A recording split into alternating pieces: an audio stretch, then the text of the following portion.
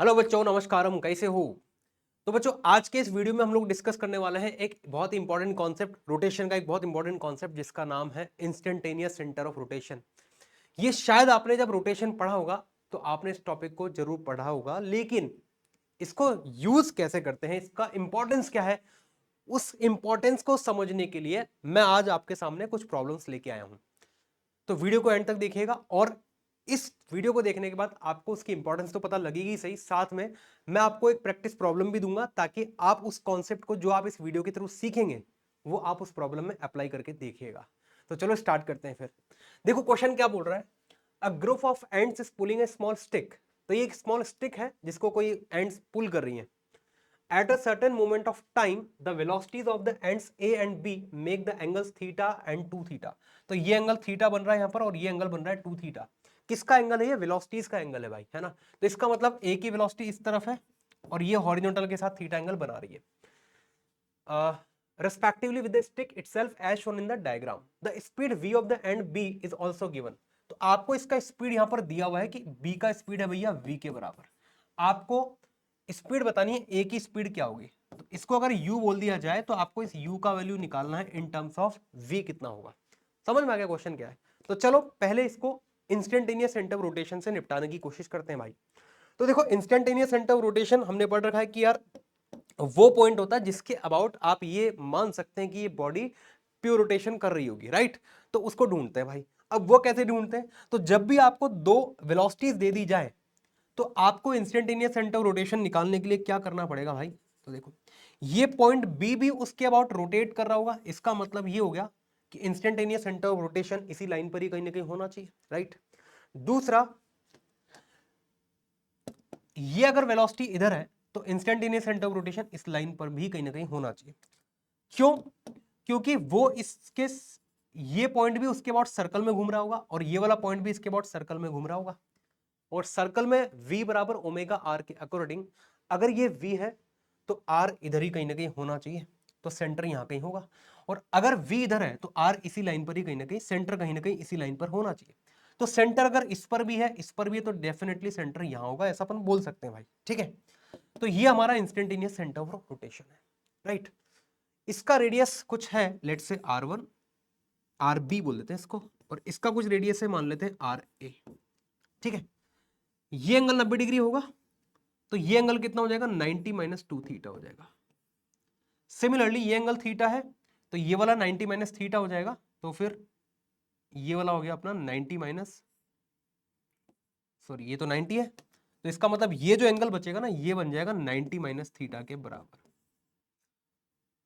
ठीक है। और ऐसे ही अपन ये वाला एंगल भी निकाल सकते हैं विदाउट एनी प्रॉब्लम, है ना। 180 में से माइनस कर दीजिए तो वो भी आ जाएगा, ठीक है। अब इसका जो वेलोसिटी है, चूंकि इसके अबाउट बॉडी ऐसे प्योर रोटेशन कर रही है ओमेगा से, तो क्या मैं v बराबर ओमेगा आर के अकॉर्डिंग ऐसे लिख सकता हूं कि ये तो v बराबर ओमेगा इंटू आर भी हो जाएगा? बोल सकता हूं भाई ऐसा, राइट। सिमिलरली इस u को मैं क्या लिख सकता हूं? इस u को मैं लिख सकता हूं u is equal to omega into R A, ऐसे लिख सकते हैं भाई, बिल्कुल लिख सकते हैं, राइट। ठीक है सर। तो since v is equal to हमें पता चल चुका है कि ये ओमेगा इंटू आर बी के बराबर है, ये हमारी एक इक्वेशन हो गई। और u is equal to omega into R A, ये हमारी दूसरी इक्वेशन हो गई। तो एक काम करते हैं, हमें ओमेगा का वैल्यू चाहिए तो यहां से उठा के यहां पुट कर देते हैं। तो फ्रॉम इक्वेशन नंबर 1 एंड 2 मैं क्या बोल सकता हूं? 1 और 2 से, 1 और 2 से मैं ऐसा बोल सकता हूं कि u should be equal to omega का मतलब हो गया v upon R B into R A. अब सवाल ये उठता है कि सर आर बी और आर ए को कहां से लेके आए? तो इसके लिए हमें छोटा सा ट्रिग्नोमेट्री लगाना पड़ेगा भाई। क्या हमने साइन रूल पढ़ा हुआ है? तो साइन रूल लगा देते हैं इस ट्राइंगल में। ट्राइंगल एबीसी में अगर अपन साइन रूल लगाएं तो साइन रूल से हम देखो क्या बोल सकते हैं।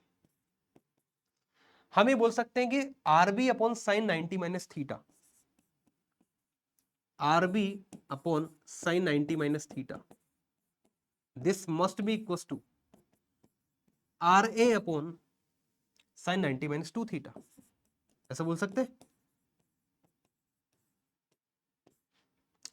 सही है, बिल्कुल ठीक है। तो यहां से साइन 90 माइनस थीटा होता है सर कॉस थीटा, तो R B upon cos theta is equal to R A upon में कॉस 2 थीटा। तो यहां से आपको आर ए और आर बी का रेशियो मिल जाएगा। तो R A upon R B देखो कितना आ गया, ये आ गया cos 2 theta upon theta, cos 2 theta upon cos theta, ये आ जाएगा। So this is your equation number 4। और अब आप इक्वेशन नंबर 3 और 4 को यूज करके हम 3 और 4 को यूज करके हम u का वैल्यू निकाल सकते हैं।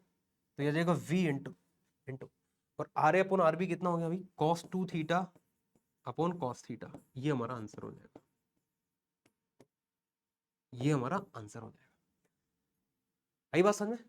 ठीक है। अच्छा, थोड़ा सी वीडियो को पॉज करके आप सोचिए कि क्या इसको करने का कोई दूसरा मेथड भी हो सकता है। सोच लिया, ट्राई किया।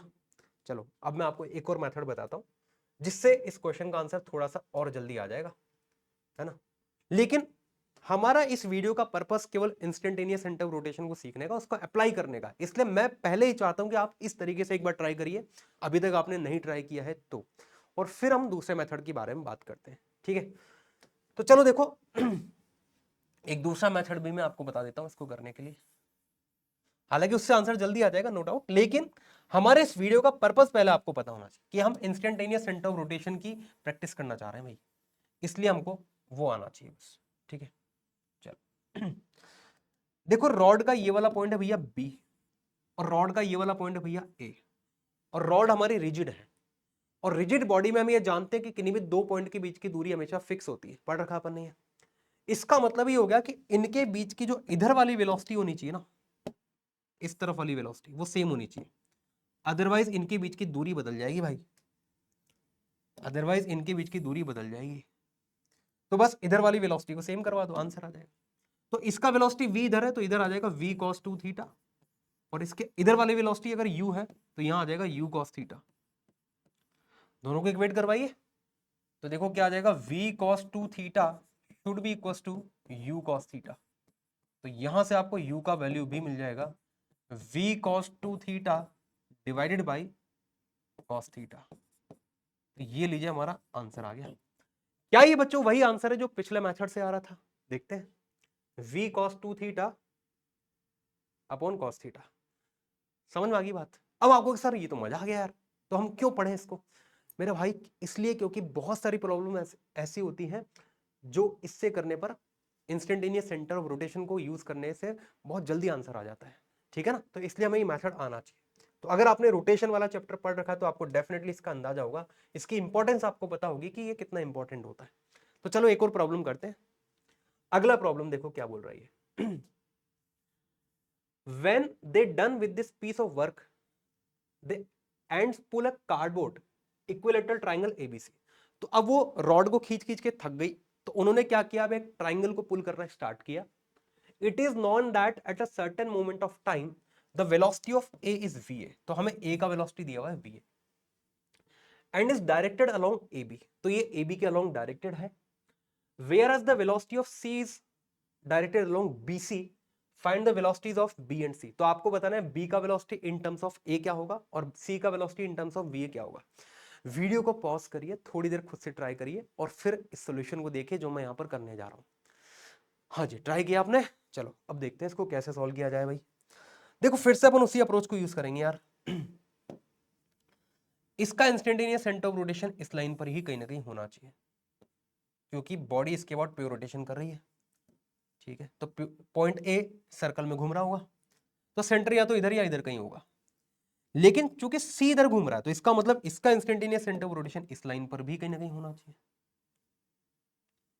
इस लाइन पर भी कहीं ना कहीं होना चाहिए।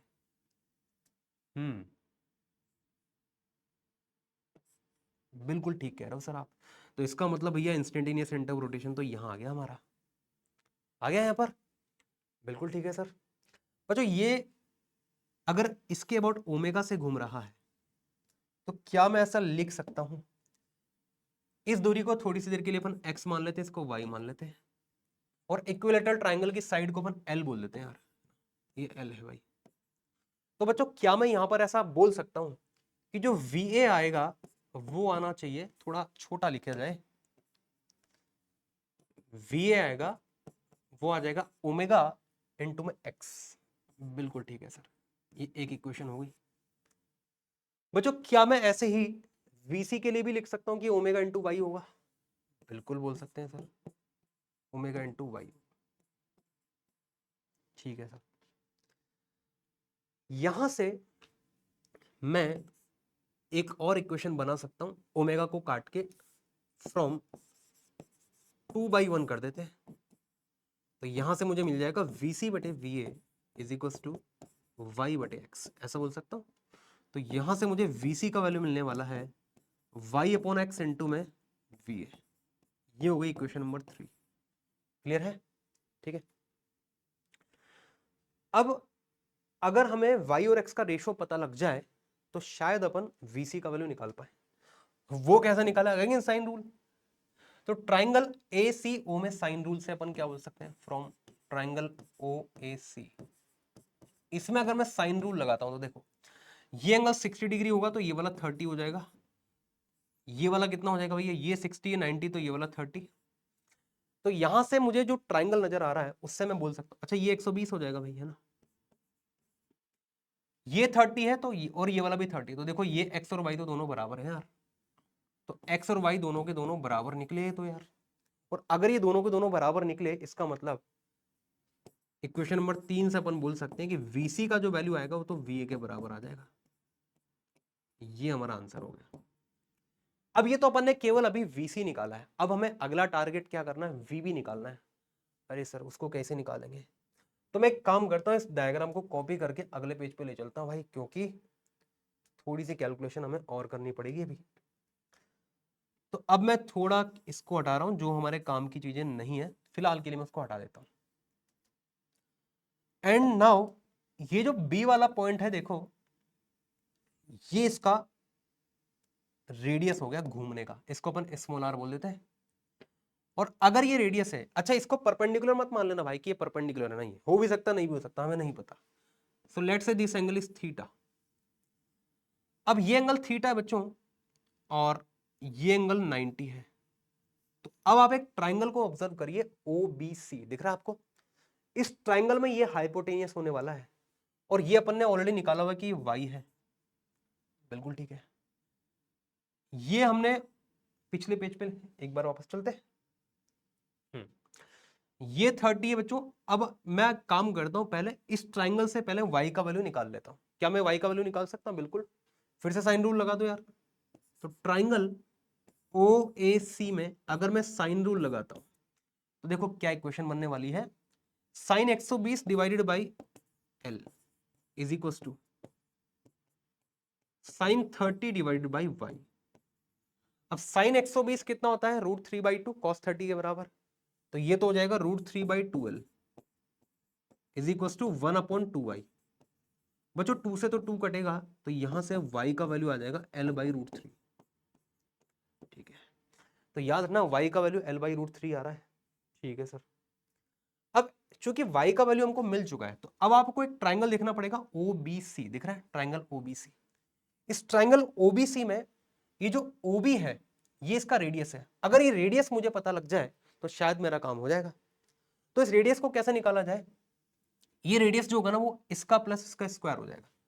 तो मैं इन चीजों को हटा देता हूं क्योंकि ये ऑलरेडी हमारे पास प्रीवियस पेज पर लिखी हुई है, तो इनको हटा दिया जाए यहां से। तो ट्राइंगल OBC में हम लोग क्या बोल सकते हैं कि जो R होगा ना वो अंडर रूट में y² प्लस L² के बराबर होगा। और y का वैल्यू हम लोग ऑलरेडी निकाल चुके हैं कि वो L/√3 है। तो R का वैल्यू देखो कितना आने वाला है? 3 + 1 4, तो यह आ जाएगा 2L/√3 के बराबर। ये आ गया। अब सिंस हमें R का वैल्यू मिल चुका है तो क्या मैं यहां से VB का वैल्यू निकाल सकता हूं? ओमेगा इंटू R, बिल्कुल निकाल सकते हैं सर। ओमेगा की जगह तो ओमेगा है, R कितना लिखोगे सर? तो R का वैल्यू बच्चों 2L/√3 के बराबर। तो ये स्मॉल r का वैल्यू है। ठीक।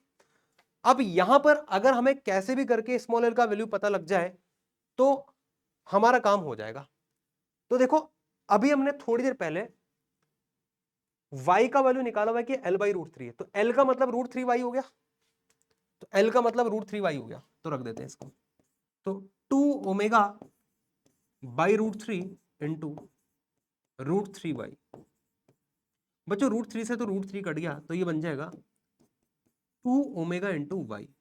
और बच्चों ओमेगा इंटू वाई ही तो हमारा VC है, और VC तो VA के बराबर है, जो अपन थोड़ी देर पहले निकाल चुके हैं। इसका मतलब VB का वैल्यू आ जाना चाहिए 2VA। तो ये हमारा VB भी आ चुका है। ये लो। अब मुझे कमेंट में बताओ कितने बच्चों का ये आंसर आ चुका था, VC और VB दोनों आ चुके थे, बताइए। ठीक है, ट्राई किया था आप लोगों ने, फेयर ट्राई देना चाहिए, तभी जाकर के आप सोल्यूशन देखें तो आपको मजा आएगा, है ना। चलो ठीक है। अब बच्चों आपके लिए एक प्रैक्टिस प्रॉब्लम है। प्रॉब्लम ये है कि वो जो एंड्स थी ना, when they are done with a stick, the ants keep working hard. Now they pulling a square piece of cardboard ABCD at a certain moment of time. It is known that the velocity of A equals VA. तो A का velocity VA है and is directed along AC. तो AC के along directed है. The velocity of C at this moment is directed along CD. तो C का velocity इस तरफ है। तो आपको VB का वैल्यू बताना है, VC का वैल्यू बताना है और VD का वैल्यू बताना है इन टर्म्स ऑफ VA। तो ये कितना होगा, VB कितना होगा और VD कितना होगा। सो दिस इज फॉर प्रैक्टिस। तो इस वीडियो के साथ हम कोशिश करेंगे कि इसका जो PDF है वो भी अटैच मिल जाएगा आपको, तो आप उसमें से प्रैक्टिस कर लीजिए आराम से, है ना। आपको ये क्वेश्चन उसके अंदर मिल जाएगा। तो उम्मीद करता हूं बच्चों इसका जो भी आंसर आएगा वो कमेंट में लिख करके बताइए, और देखते हैं कितने बच्चों इसको सही कर पाते हैं। और अब आपको मेरे हिसाब से इंस्टेंटेनियस सेंटर ऑफ रोटेशन की इंपॉर्टेंस पता लग चुकी होगी। तो चलो बच्चों कमेंट में बताइए आपका आंसर क्या आने वाला है। चलो बाय बाय।